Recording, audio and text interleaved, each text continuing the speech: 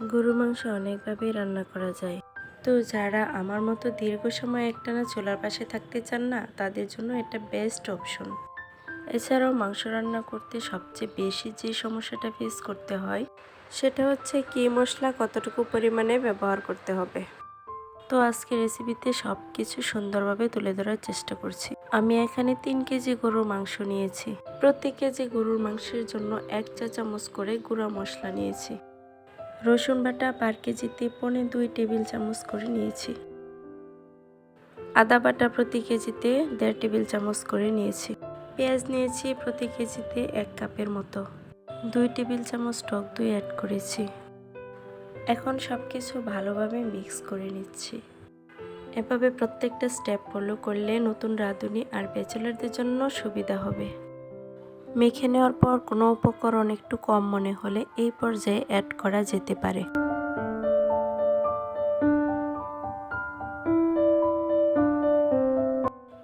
তেল দিয়ে সবকিছু ভালোভাবে হাতে মেখে নেব।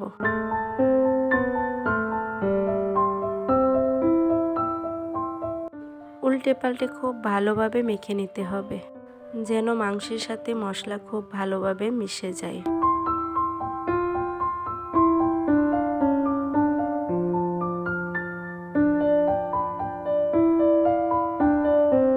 সামান্য পানি দিয়ে হাতের মশলাটা মিশিয়ে দিচ্ছি। টাটকা মাংস হলে পানি না দিলেও চলবে। সব মিলিয়ে 1.5 কাপের মতো তেল দিয়েছি। এখন একটা ঢাকনা দিয়ে ঢেকে রাখবো 30 থেকে 35 মিনিটের মতো।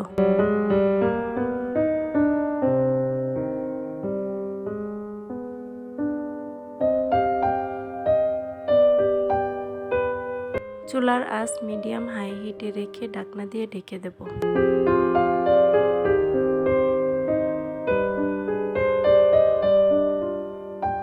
মাঝে মাঝে এসে একটু নেড়ে দিতে হবে যেন লেগে না যায়।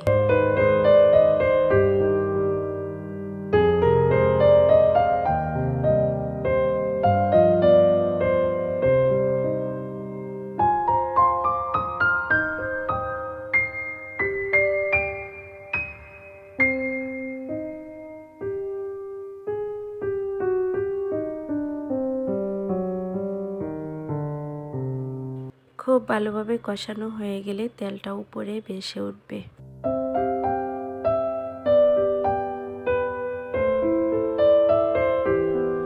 এই পর্যায়ে একটু পরপর নেড়ে দিতে হবে।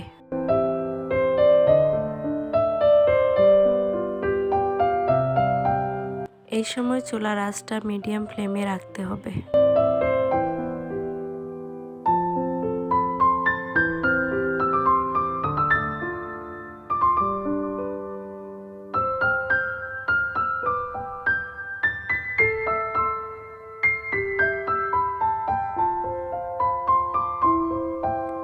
এই কষানোতেই মাংস প্রায় পুরোপুরি সেদ্ধ হয়ে যাবে।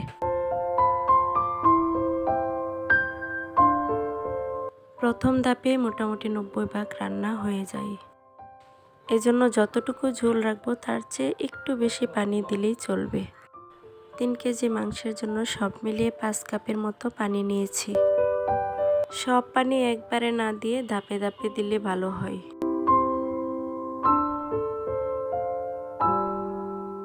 ভালোভাবে নেড়েচেড়ে ঢেকে দেব 10 মিনিটের জন্য।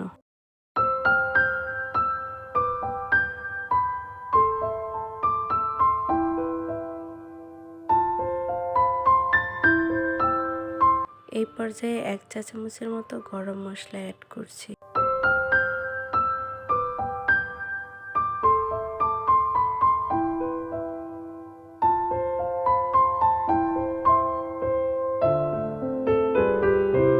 এ সময় চুলার আঁচটা একদম লো ফ্লেমে রাখতে হবে।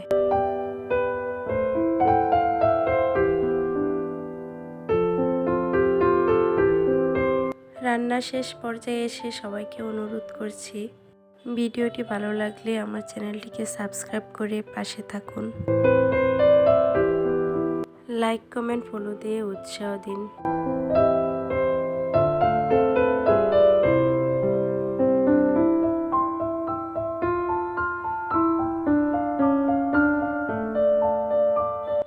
পরিমিত তেল মশলায় রান্না করতে চেষ্টা করেছি। আপনারা তেল ঝাল বেশি খেলে আপনাদের স্বাদ মতো আরও বাড়াতে পারেন।